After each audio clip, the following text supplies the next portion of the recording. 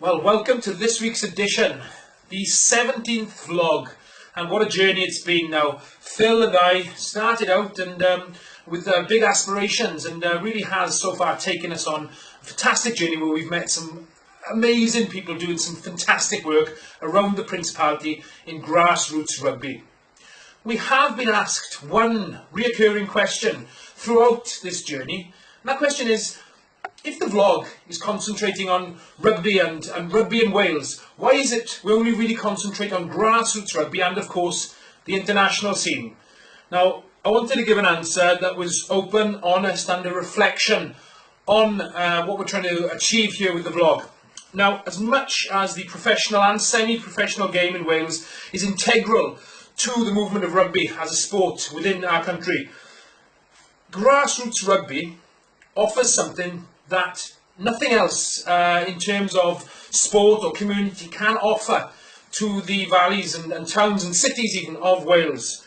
So with the semi-professional and professional people working, they're often rewarded, whether it be financially or lauded within the media, whereas the tireless devotion of the grassroots, not just clubs and coaches and players, but the volunteers and committee men and women and parents even up and down the country who drive their children the length and breadth of the country, who wash and clean the kit every week and cook the grub for the boys after the game.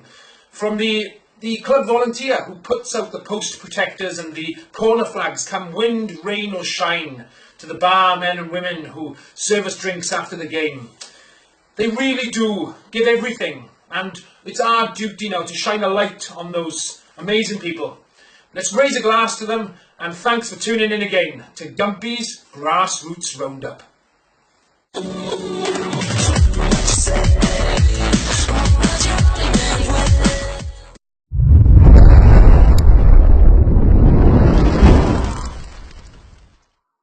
This week's first full match report comes from Division 3C East Central, where Whitchurch welcomed Glencoe to Samuel's Crescent in Cardiff. Now, in conditions perfect for running rugby, the visitors did not disappoint. Glencoe's backs moved the ball about to devastating effect, and the tries thereafter soon followed. Wing Rhys Hawkins and centre Gareth Way bagging a brace apiece, and fly half Lee Goddard scoring a hat-trick. Full back Sean Baggs also got in on the action with a try and kicked one penalty and 6 conversions, and man of the match went to Glencoe's powerful centre, Garen Jones.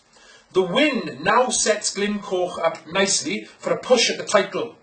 Sitting in third, 15 points off the league leaders St Albans with 3 games in hand. But where are they travelling next today? To St Albans in potentially what could be a winner-takes-all clash. Thanks very much, Jamie, for the report. And lastly, a big shout out to the best bar staff in Cardiff, Melanie, Chelsea and Demi, back there at the clubhouse. Hopefully the beer will be flowing tonight, and all the best for the game, guys.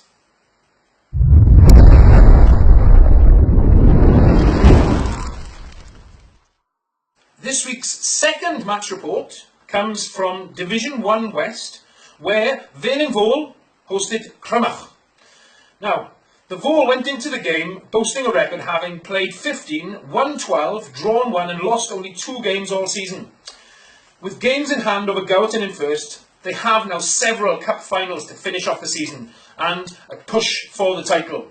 In an enterprising game of rugby, both sides threw caution to the wind and threw the ball about a bit. The scoreline reflected this, and in a game of end-to-end rugby, tries for Vale came from back row trio Connor Ford, Johnny Roberts and Matthew Moore, with further scores from wing Nick Morris and a brace from man of the match and centre Joe Hutchins. The extras were added from the boot by fly half Aled Roberts. Crymych, though, did pick up a losing bonus point and a try bonus point, with the final score 44 points to 39 in Vale favour.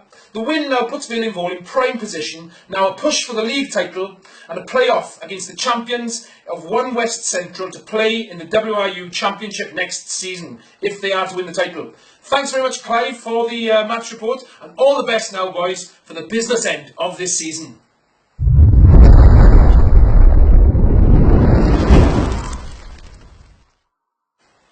thanks for tuning in to the latest edition, the 17th edition now of Gumpy's Grassroots Roundup.